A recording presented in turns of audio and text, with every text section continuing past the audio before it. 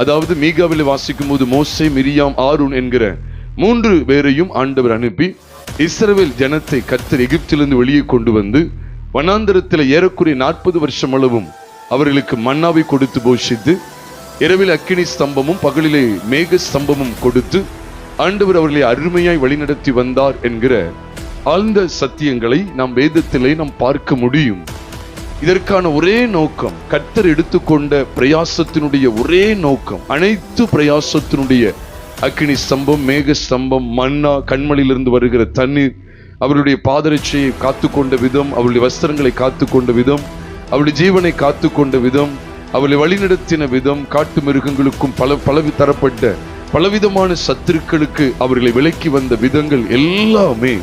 அவர்களுக்கு ஜெயம் கொடுத்து வந்த விதங்கள் எல்லாம், அத்தனை பேரையும் போஷித்த விதங்கள் எல்லாம் ஒரே ஒரு காரியத்துக்காக மாத்திரமே என்பதை நீங்கள் நான் விளங்கிக் கொள்ள வேண்டும்.